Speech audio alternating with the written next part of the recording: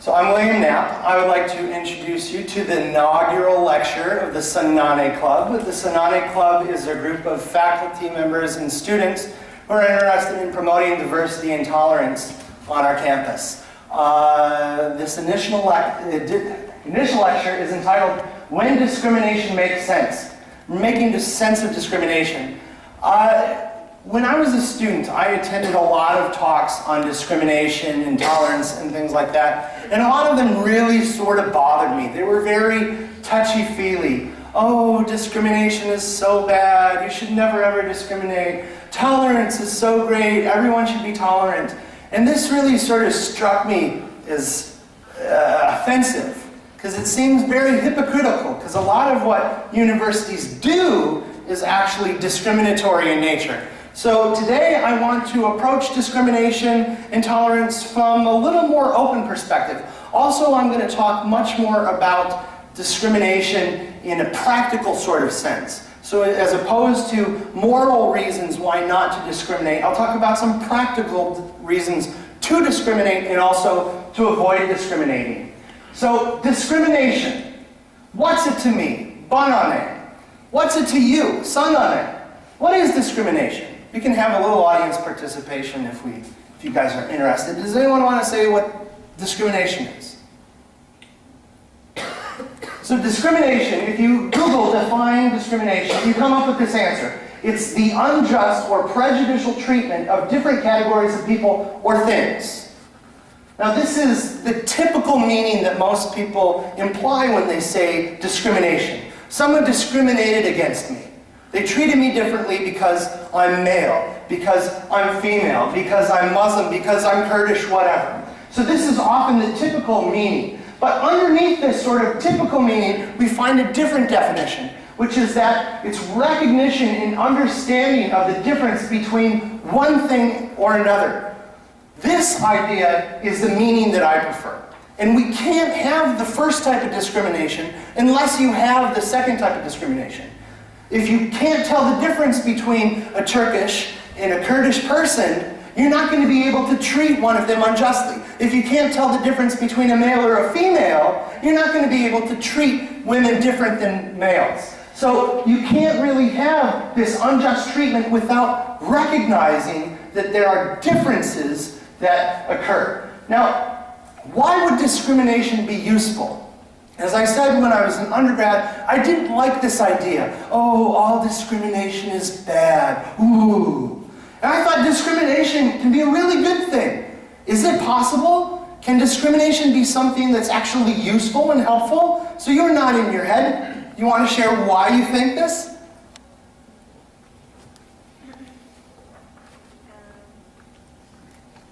I can't translate. Okay, you can't translate. Well, I'll tell you why I think it can be useful.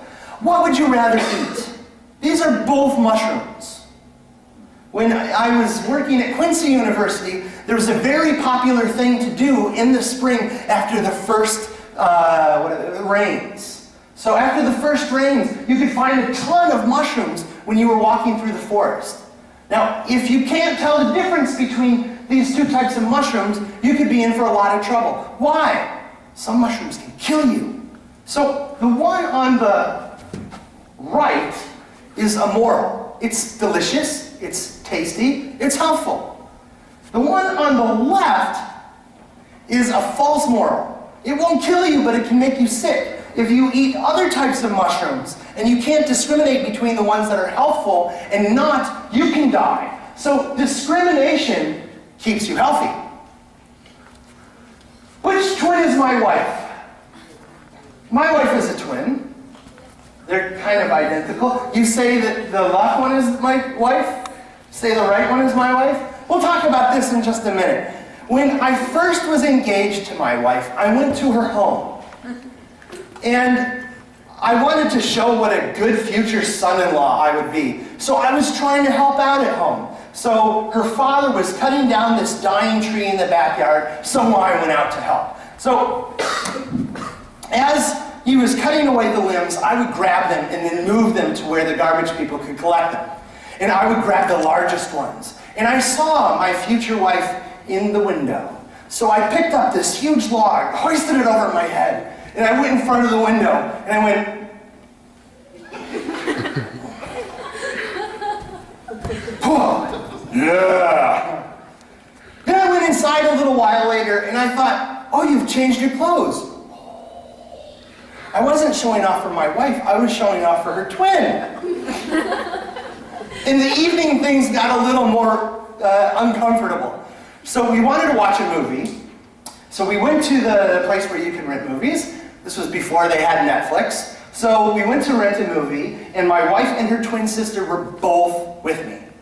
So we're going through the aisles looking for a movie, and you know, I'm newly in love, so I'm feeling very affectionate towards my future wife, and I see who I think is my future wife walking down the aisle. So I go up behind her, and I put my arm around her, and I'm going to give her a quick kiss on the cheek, because, you know, I love my wife. Well, I love my future wife. And as I'm going in for the kiss, I realize, wait a minute, this is not my wife. I had the ability to tell the difference. I had the ability to discriminate between which twin was my wife and which wasn't my wife. It wasn't great because I actually got to this point, but instead of kissing her, I said, what's going on? I'm so excited you're going to be my future sister-in-law.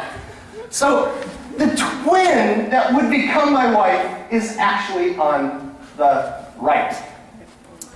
Had I not discriminated between the two of them, this could have created some big problems. I kissed my wife's twin? That's kind of inappropriate. What's wrong with you? Don't you love me? I'm not sure I want to get married with you. So now we meet, and if I treated my wife's twin just like I treat my wife, I would be in a lot of trouble. So, discrimination keeps you and your family happy. Who should I hire to fix my car? Oh, my car broke down. Which one am I going to use? One on the right or the one on the left? I should probably use the one on the right, right? Because if I take my car to a doctor, they're going to look at me oddly. And even if I pay them enough to, tinker with things, they're probably not going to do as good of a job as someone who was trained as an auto mechanic. So discrimination keeps my car running. Universities, we do this too. This is one of the big problems I had. Oh, we don't discriminate against anybody. Everyone is welcome. That's a load of crap. Bull crap. Why? So you have students applying for a university. Things are a little bit different in the Turkish universities, but still universities are discriminating. So in the States, they use things like report cards. You have 2 applicants. You're going to accept someone. Do you accept the student that got all A's? Math and English and history and everything? Or do you take the student that got a D in English and a D plus in history and, failed a bunch of classes? Which one do universities take?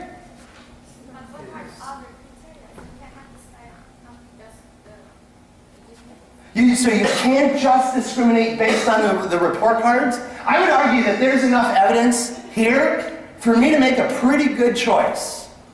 I'm going to take the student that got all A's. I agree. There are some other things, and the report cards aren't necessarily totally indicative of how the student may perform. But when a university is faced with the task of deciding who's going to go to school, or maybe not the university, maybe it's Yoke. Maybe it's the Turkish government. You have lots and lots and lots of students who want to go to school in Turkey. Who do you allow to go? How does the government discriminate in Turkey? They give you a test, right? And the people with the high tests, they get to go to college. And the ones with the lower tests, they don't get to go to college. This doesn't mean that someone with a low test couldn't do well in college, or that everyone that gets a high test is going to do well in college, but it's one thing that predicts collegiate success. Discrimination keeps universities and businesses competitive. So, yeah. But this is differentiation, it's not discrimination. This is discrimination. If we look at the second definition, being able to tell the difference between one thing and something else, right? Yes, but who gets A, he studied, he is a good. But who gets like this is not good. But if you compare between like Muslim and Hindus, you can say Muslim is A and Hindu is this. So you might say that, okay, it makes sense to discriminate based on grades or based on test scores, but saying like, oh, you're a Hindu, sorry, you're not going to come to our university, this could be problematic. I mean, like Muslim and Hindus, both are the same. So if this referred to as AAA and this AAA. Well, so you say that Muslims and Hindus are both the same, but in saying that, you've actually indicated that you don't completely agree with what you say. If they were the same, you wouldn't call them different things. No. They believe in different deities, right? They believe in different lifestyles. They are different. And by being able to discriminate, not using the first definition, but the second definition, you can identify who's a Muslim, who's a Hindu, who's an atheist, who's a Catholic, so on and so forth. Not as a religion. Like, I'm Muslim, what is the difference between me and a Christian? Nothing. Like, a human. I'm talking about a human. Okay. Not about religion, my beliefs, what I do. No. But I think this differentiates. So, I think you might disagree then with my next slide, which is that discrimination rocks. Discrimination is awesome when sensibly applied. Discrimination builds strong bodies. It builds strong marriages. It builds strong families. Imagine if I went to the park with my kids and I came home with someone else's kids. It builds strong communities. It builds strong businesses. Imagine if you couldn't tell the difference between the red light and the green light. There'd be a lot more accidents. Being able to discriminate is a darn good thing, I argue. It builds strong economies. Unfortunately, now here's where I'm going to agree with you more. Not all of the discrimination that people do makes sense. So we have these two types of definitions. And I argue that the second one makes a whole lot of sense. The first one doesn't necessarily make so much sense. So until recently at Turkish universities, one of these women would have been able to come as a student or as an instructor. The other one wouldn't have been able to. Who wouldn't have been able to come? This one wouldn't have been able to come? No, she would be able to come, that's right. The one who is wearing a hijab, the Başörtülü kadın, who is a Nobel laureate, would have been discriminated against. They would have said, sorry, you're wearing this, you can't attend my university. Too bad. So, why doesn't this make sense? Why doesn't it make sense to say, you're Hindu, you can't come here? Or, you wear a headscarf. Sorry, don't apply. I mean, you're saying that we're all human, right? So it doesn't make sense to differentiate between humans on some things. So I want to talk about the practicality of this, the purposes of higher education. What is the purpose of higher education? Why do people come to a university?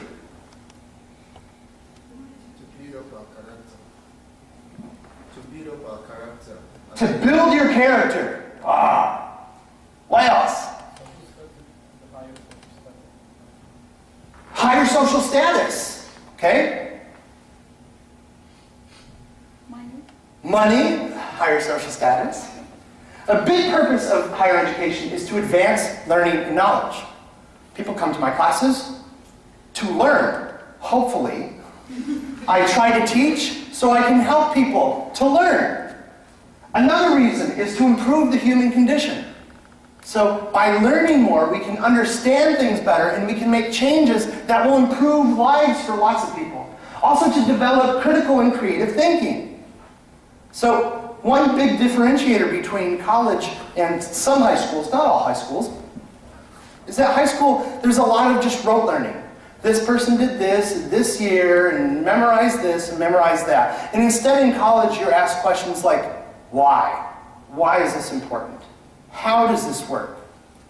Right? Bigger questions that you need to develop critical and creative thinking for. And here, they say that their purpose is to educate individuals, so we have learning, with an intention to maximize their abilities and to help them gain a professional consciousness, a professional related to status, but consciousness also related to helping and improving the human condition. So, if these are the purposes of higher education, how do we accomplish these purposes? Well, we need particular types of people. We need talented people. We need intelligent people. We need people who are going to be able to think creatively, people who are going to be able to think critically. And we need motivated people, right? So how do universities find people like this? We use report cards, we use tests. What other things? If you're a master's student here, is there anything else that you had to submit besides test scores and GREs, that's a test? Language proficiency. Language proficiency, that's a test? An interview. and they ask you questions. Why do you want to study this? What do you hope to accomplish? Because they want to see if you're motivated. So they use tests, grades, letters of recommendations, personal statements, interviews, and lots of other things. These are imperfect, but reasonable predictors of ability, right? As we talked about earlier, some people with bad grades might actually do very well in college. Some people with high grades might do really, really pathetically in college. Anyway, so we use these things. Now imagine that we have a whole bunch of applicants. Now, what I've done here is I have created a standard normal distribution with an average of 77 and a standard deviation of 7, which if you know stats, that'll make sense. If not, don't worry about it. Anyway, what I'm showing here is how many of the applicants are at a certain level of ability. So we have a lot of people with between 70 and 80 ability. I just made up ability. We can imagine that it's a combination of grades, interviews, and everything else. But so we have 200 men who are applying to our university, and they have abilities that range like that. Some have very high abilities, some have very low abilities, others have moderate abilities. We also have 100 women that don't wear a headscarf. And their abilities are similarly distributed. Some have high, some have low, most are in the middle. And we have 100 women who are covered, who are similar in abilities. Some are high, some are low, some are in the middle. So the question is, do different discriminatory practices affect the ability of the students that we actually take in? Right? Because we want high ability students. If we want people to learn, they should have the high ability to learn. If we want people to think creatively and critically, they should have a high ability to do that, right? So let's see how different types of discrimination can affect the overall ability of our students. So imagine that I take 100 random people. What should the average ability be? I did this. I randomly took 100 people from all of these 400. What should the average ability be? If you're good with math, you should be able to easily shout out 77, because that was the average ability that I set up when I was building the model. Right? We randomly sample 100. On average, we're going to get some good ones and some bad ones and some in the middle, a lot more in the middle, and the average should be 77. That's exactly what I got. Now imagine if I take the top 100. I'm going to discriminate based on ability. I'm only going to accept the 100 best applicants. What should their average ability be? Should it be higher or lower? Higher. Higher! Yeah, absolutely. It was higher. What if I took only the top 100 men? I was going to say, I only want men at this university. Forget the women. I'm going to take the best men that there are. What is their ability going to be like?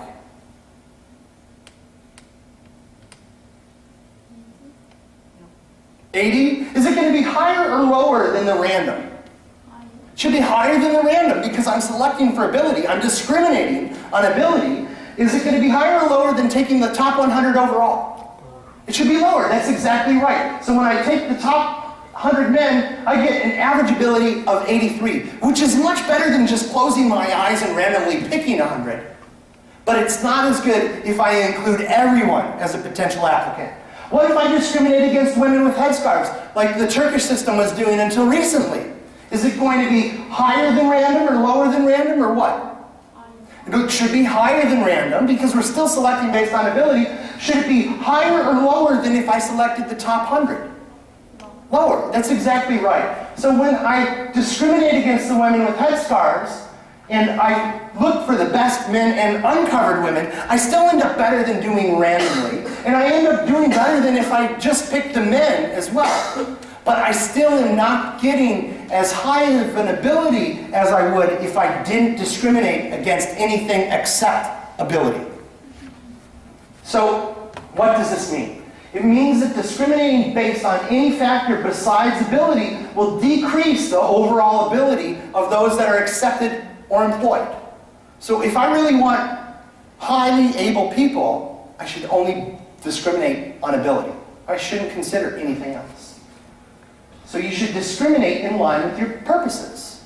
When I'm trying to determine what foods I'm going to eat when I'm hungry, I should discriminate based on caloric and nutritional value as opposed to looks, right?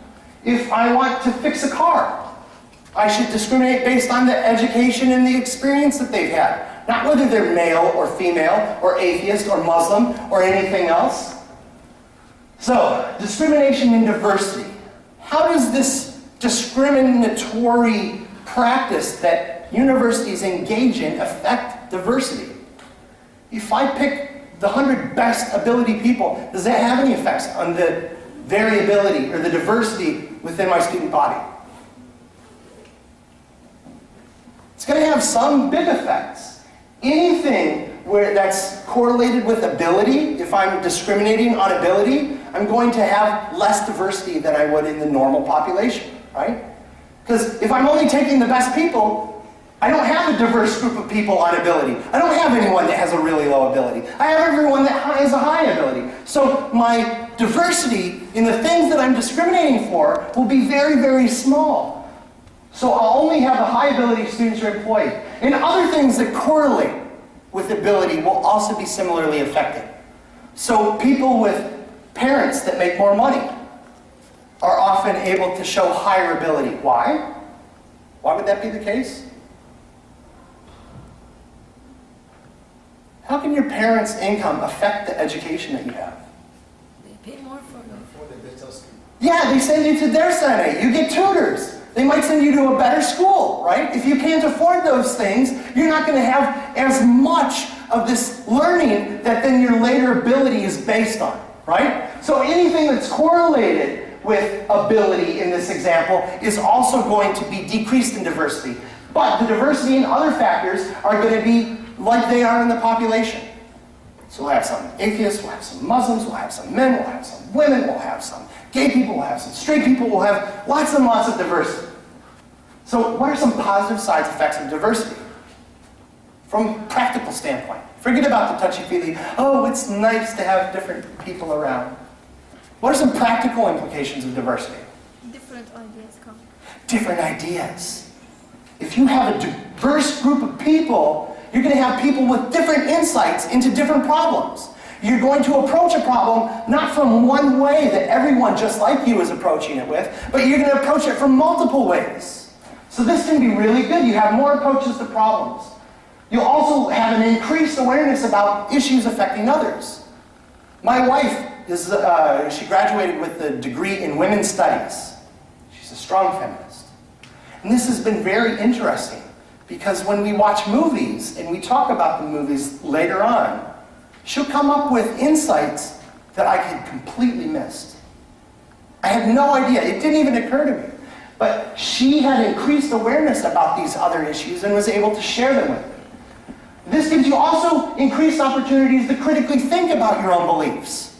If I'm approaching a problem in one way and someone else is approaching it in a different way, we can have a dialogue about what the different approaches lend to solving the problem. I can learn something, they can learn something. We also have increased opportunities to meet people, to network with people, and to make friends with people that you might never have had the opportunity to meet otherwise. We also decrease the likelihood of groupthink, which is basically when a group of similarly minded people get together and they focus on the things that they find important as opposed to other things. So there are a lot of good things about diversity, but sometimes diversity can lead to conflict. So if again we use Google's awesome powers, we can Google conflict and we see that it's a serious disagreement or argument. Typically a protracted one, the eternal conflict between the sexes. So I would argue that, again, like discrimination, conflict is not necessarily a bad thing. In fact, conflict provides a very fertile grounds for science and for understanding. Without conflict, I would argue, that you're not going to be able to increase your knowledge at all. So what examples are there of conflicts that have led to different ideas and different solutions to problems? Well, there was a flat earth theory, the idea that the earth is flat and you sail far enough and you just fall over the edge, right? That's one theory. There's also a different theory, the spherical earth hypothesis, right?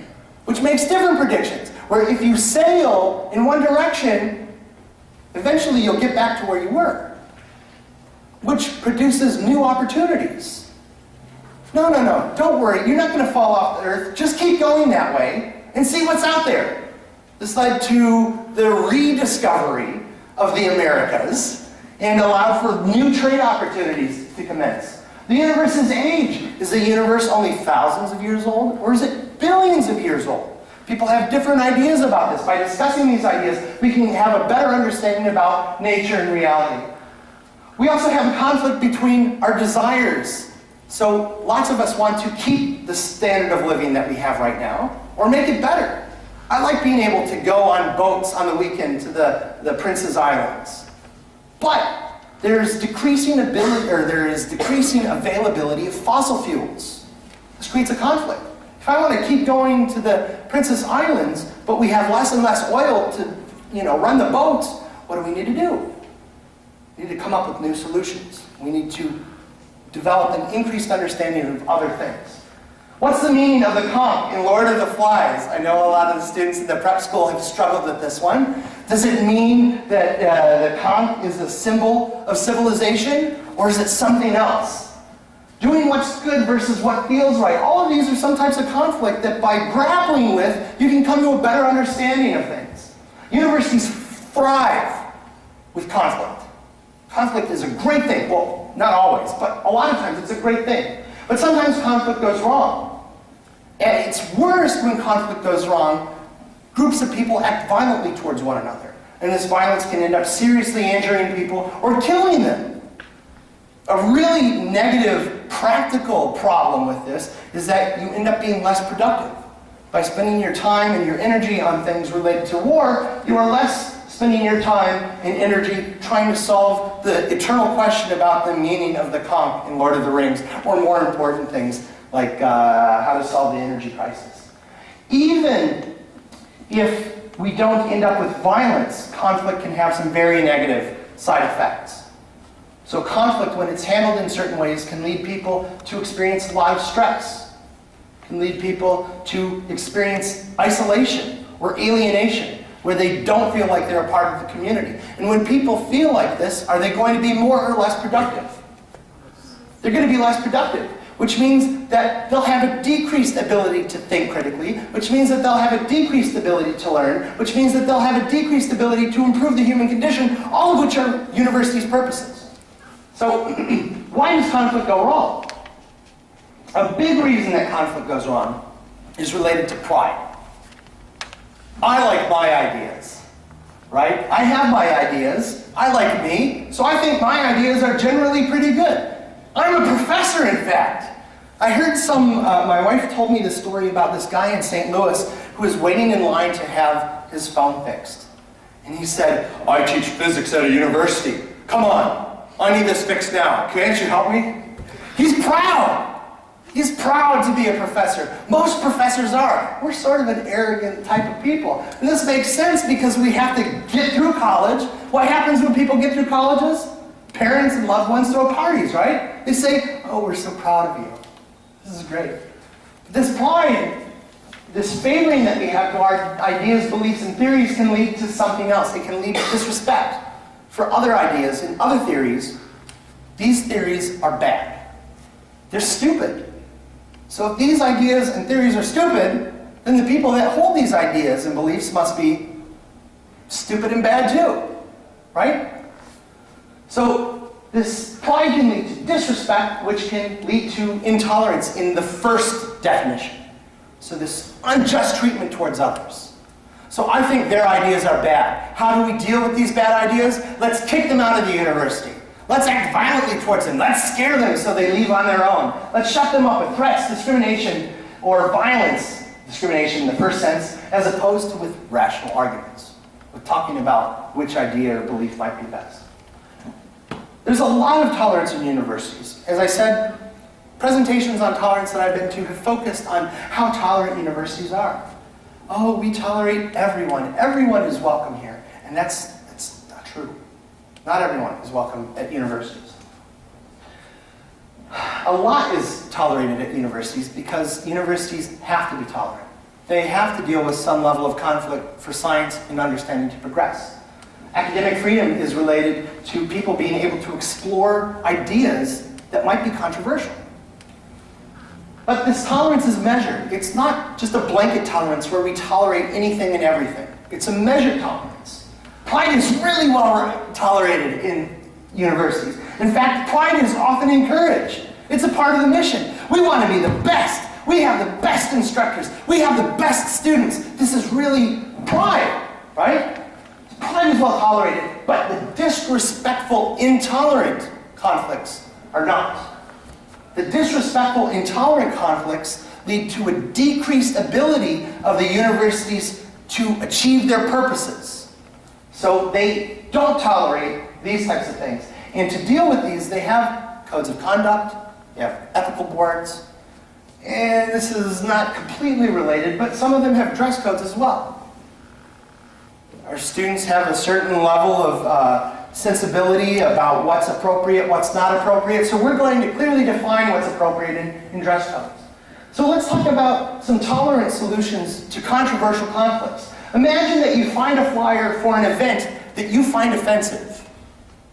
This has happened at Shahir. Some people found flyers to events that they have found offensive. In fact, I have found flyers to things that I have found extremely offensive.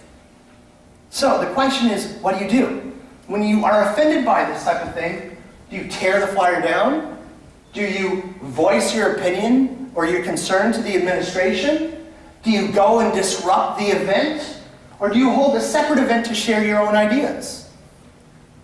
So how many of you think that tearing it down is an appropriate way, a tolerant way to deal with it? How many think it's a bad idea? Interact. I would argue that this is a very bad way to deal with it. How about voicing your opinion to the administration? How's this? I think this is a pretty good solution. Because some posters might truly be inappropriate in line with the university's purposes. And if that's the case, then maybe the university has an interest in censoring that type of information. So if we want to have a Ku Klux Klan rally at Shahir, right? Maybe the university's administration wouldn't be too happy about that. How about disrupt the event? You go to the event, but then you shout the whole time so no one can talk. Again, this is a fairly intolerant solution. How about hold a separate event to share your own ideas? I think this is a very tolerant way. In fact, this goes along very well with the critical thinking. You say this, I think this is way off. This idea, to me, sounds crazy. But instead of calling you crazy and disrupting your event, I'll hold my own event. And I can talk about the other side of things. How about you see a student act inappropriately for some context? So you see something and you think, this is bad, you know? So I was previously at a university. I had a very religious upbringing, and I was part of some religious organizations, and we might see something that we disagreed with. Oh, did you see that student? They were drinking alcohol at that party. What do? Acted inappropriately. Do you broach this breach? Do you bring this up with them in any context? Next time you see them, you stop them and say, yo, you shouldn't do that. That's not appropriate. Should you broach the breach when you see them in a particular context? So maybe you think that they share the same beliefs that you do, so you think that you should tell them about their infringement? Do you wait until they're in that type of a context when you're both at the same religious meeting together? Do you get a group of people to go and tell them that this is inappropriate? Get 4 or 5 people and say, look, you know, this is totally inappropriate. You got to stop this. Or do you hold an event to talk about what behavior is appropriate in certain contexts? So, how many of you think that this top one is a good idea? I would argue that this is probably not a great idea. How about the second one? I'm sort of on the fence here. As someone who at one point was very, very religious, I felt this duty to tell other people of this faith when they sort of stepped over the boundary of what is acceptable, or what I thought was acceptable. But by going and talking to them, regardless of the context, I am putting them in an unusual situation where maybe I'm not sure if we share that thing. But if we both come together for some particular religious group where this is of interest to everyone within the group, then that might make more sense. So this one I'm sort of questionable on. To get a group to tell them that it's inappropriate, think this is really, really a bad idea. It's like harassment. Uses the threat, intimidation to people, which decreases productivity. How about holding an event to talk about appropriate behavior in certain contexts? I think this is a great idea. In fact, this is what I'm doing today. This talk is partially in response to intolerant things that I've seen at Shahir, in Istanbul, and other things that I've experienced at previous institutions.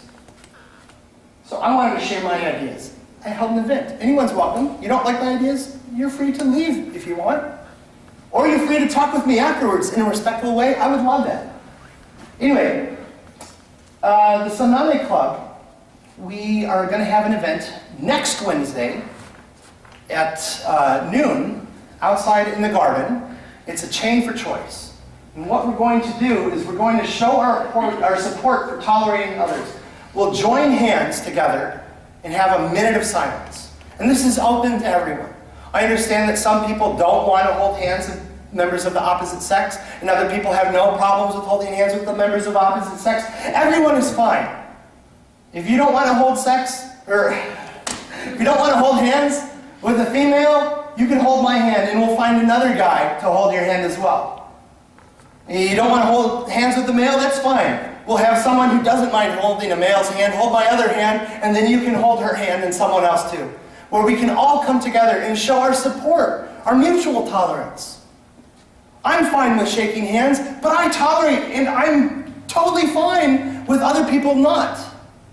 This doesn't affect our ability to have a productive environment in a university setting where we are working on learning and understanding and developing higher critical thinking. So next Wednesday, April 25th at noon in the garden, we'll have a chain for choice. And hopefully a lot of you will show up. If you have experienced intolerance and you want to talk to someone, you can find a Sanane safe faculty. Talk a little bit more about the Sanane Club in a minute. But the Sanane safe faculty are faculty members who are open to discuss any problems or issues that you might have in a non-judgmental way. Sanane means, what's it to you, right? In the Sanane safe faculty, we believe that banane. It doesn't matter to me if you're gay, if you're straight, if you're Muslim, if you're Christian. I can talk to you. I'll listen to you. We can talk about any problems that you might be experiencing, and we might be able to talk about some potential problems. You can come to myself. Ilke is a Sanane safe member. Denise is a Sanane safe member, and we're hoping to recruit some others. The Sanane safe members will be displaying this symbol outside of their door, so you can identify faculty members like that if you have any problems that you want to talk about. Also, you're welcome to join the Sanane Club, a club that is interested in promoting reasonable tolerance on this campus. We're interested in diversity and things like this, and we want our university to be a fantastic environment for everyone. So you can send me an email or talk with one of our members. Could all the Sanane Club members stand up? As far as one of them, Sibel? Well, they won't stand, but they're raising their hands, so that's pretty good. So you can talk to them if you're interested in learning more about the Sanane Club. If you're interested in how I made the graphs and did the statistical analyses, the information's here. Do you guys have any questions? You want to talk? Raise your concerns. Raise your disagreements, because, discrimination is never good.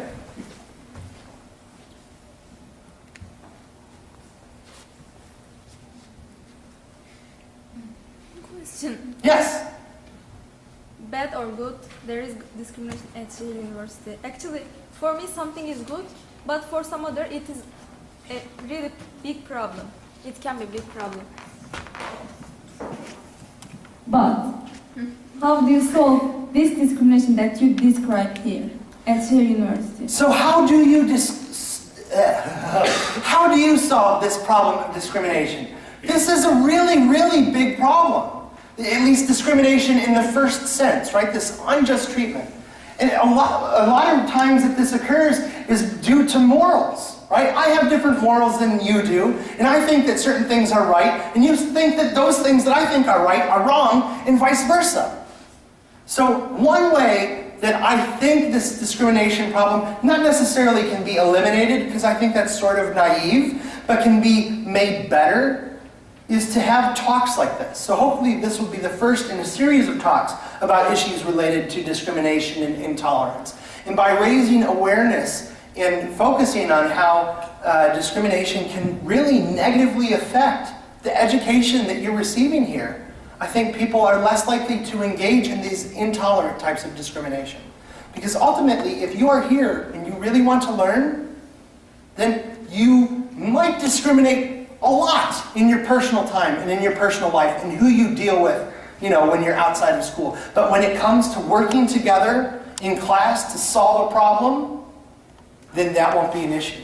Because you'll understand you have this common goal that you're both working towards. Inshallah.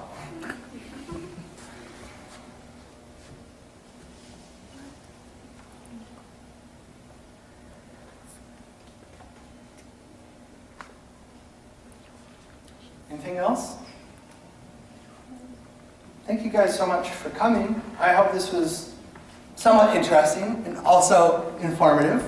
If you have any questions that maybe you didn't feel comfortable with asking in front of a large group of people, you are always welcome to stop by my office or send me an email. Thanks.